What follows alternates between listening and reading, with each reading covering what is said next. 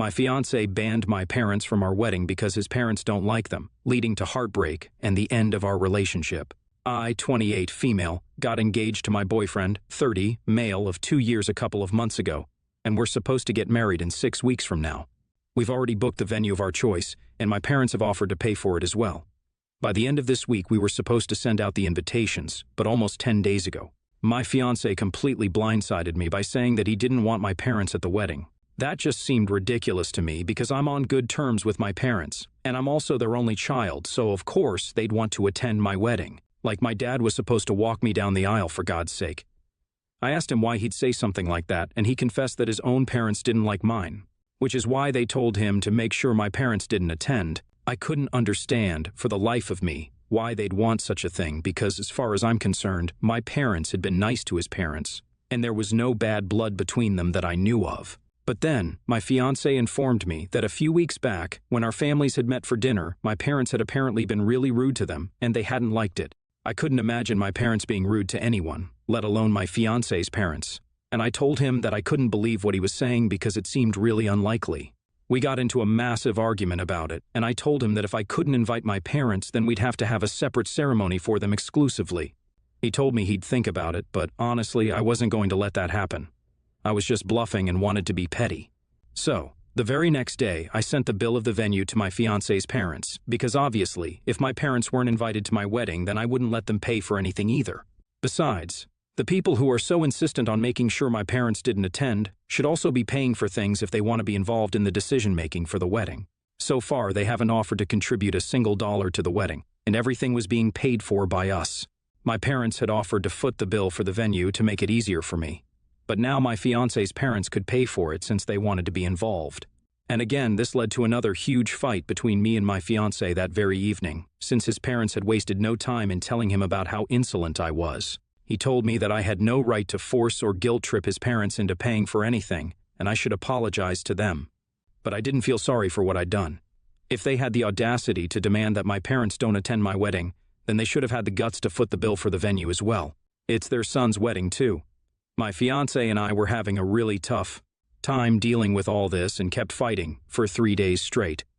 By the end of the third day, I was so emotionally exhausted that I actually wanted to call off the wedding entirely. There really was no point in getting married when we were fighting so much, and we were barely even talking to each other. But then, he apologized to me for everything on the third night and said that we could still work things out as long as we were willing to stick together, and I appreciated that.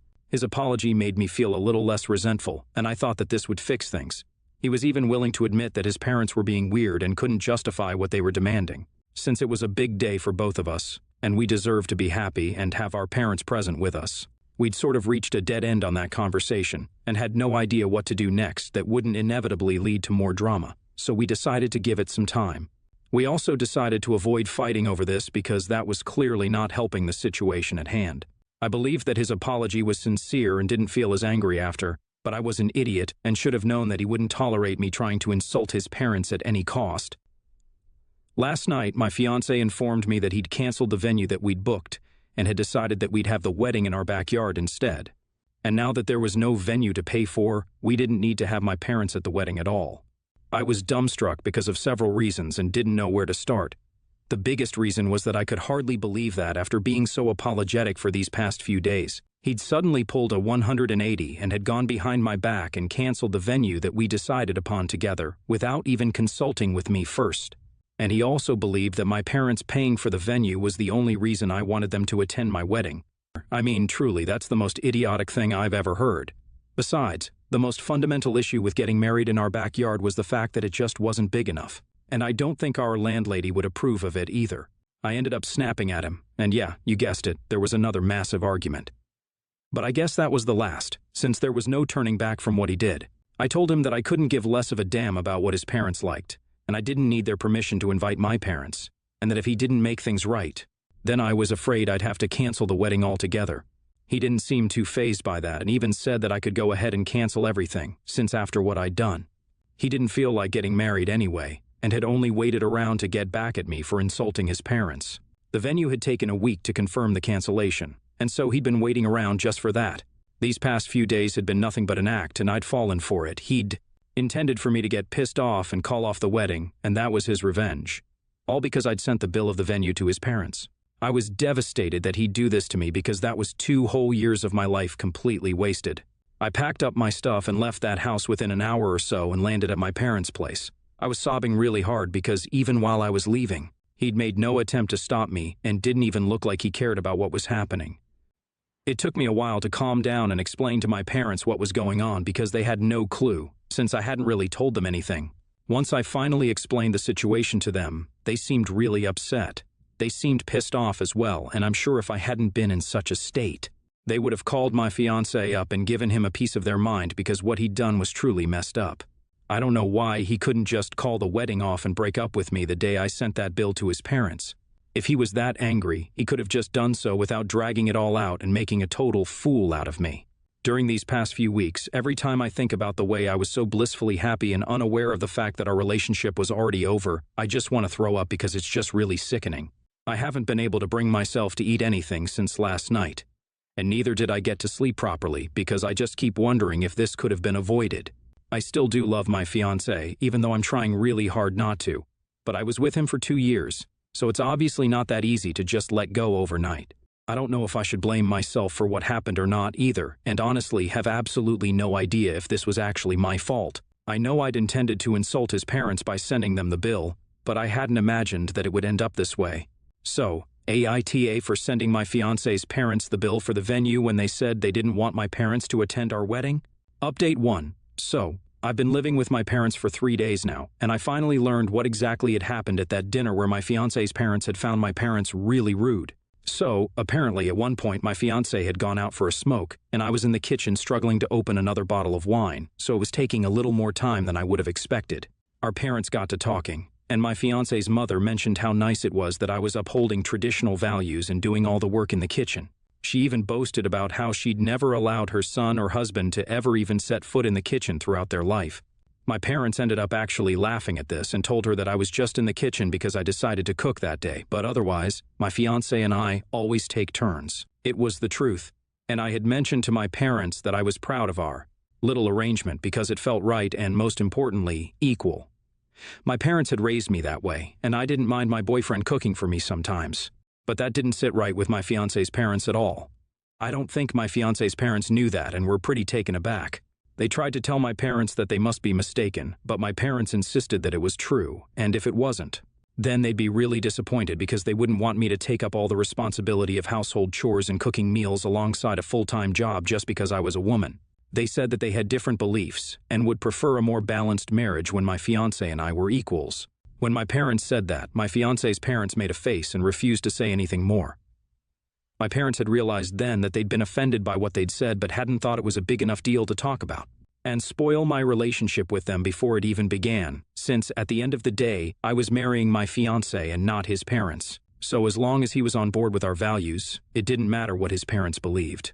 But now, my parents knew that they'd been wrong and apologized to me for not telling me about this earlier. They'd messed up big time, but honestly, I don't blame them for anything. They were just trying to keep things peaceful, but unfortunately, it happened to backfire. And I don't think them telling me about this earlier would have made much of a difference. If anything, it probably would have been me breaking things off with my fiancé even earlier, since his parents sounded pretty sexist, and I didn't want to get married into a family like that. His parents had always been civil to me whenever we'd met earlier, but I'm sure that would have changed once we got married. So, in a way, what happened was for the best. I'm still upset about everything, but I've accepted the fact that my fiancé isn't the right person for me. I'll just have to deal with it. Update 2. Hey guys, first things first. The reason I'd had to move out and not my fiancé was because I'd moved into his house first, and we used to split the rent, but now he's on his own. So I hope that explains why I chose to leave. Anyway, it's been almost a week since I left, and today I went back to get all my things.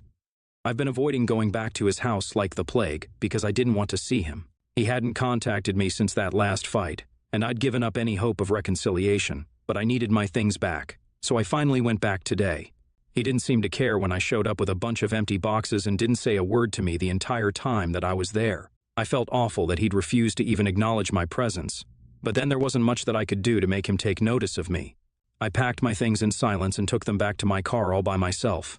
I didn't ask him for help either because I Didn't want to talk to him unless he spoke first. After an hour or so, I was finally done and was really tired as well. So I just wanted to go back to my new home, my parents' place, and unwind. Only when I was about to leave did my fiancé stop to talk to me. It wasn't to apologize, unfortunately, but just to talk about how we'd split the bills for whatever we'd spent on the wedding so far. Fortunately, it wasn't a lot since there were still several weeks to go, so we decided to split the amount. He'd already calculated it, and I told him that I'd send him the check by the end of this week itself. It was a short and direct conversation. We didn't beat about the bush. He then wished me luck for the future, which was kind of surprising for me, but I wished him the same and then left. I don't know if his parents knew about the wedding being called off or not, but I'm guessing that they'd be pretty pleased now that I know the conversation that had taken place between them and my parents. I'm sure that they wouldn't like me splitting the chores with my fiancé after we got married, and that's definitely a non-negotiable for me. I'm not going to be the kind of wife who has a job and also does all the work at home, and that's what my fiancé's parents wanted. Or maybe they wouldn't even be okay with me working after we got married. And if my fiancé is still siding with his parents despite their beliefs, then who's to say that he won't change after we get married?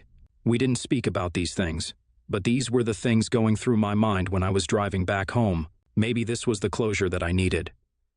Update 3. Okay, so it's been close to 3 weeks since we broke up, and of course, I have to start letting my friends know that we're done. I know I should have done so earlier, but I just didn't have the energy to deal with that. I was still trying to cope with the breakup itself and hadn't spoken to anyone apart from my parents and my coworkers just because I had to talk to them for work. I'd even been working from home as well to avoid having to interact with anyone at all.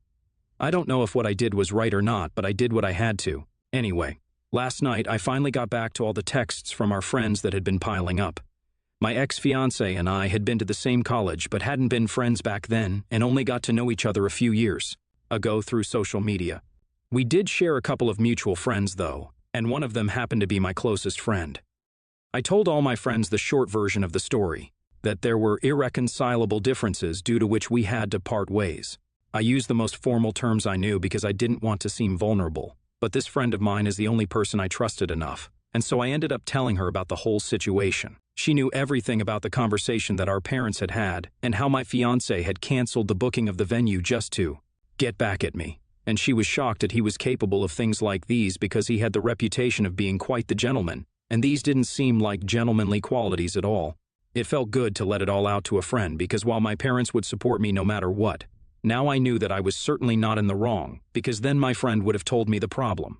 Now the problem is that my ex is accusing me of trying to ruin his reputation among his friends because my friend told her boyfriend, and now neither of them is speaking to him because of what he'd done.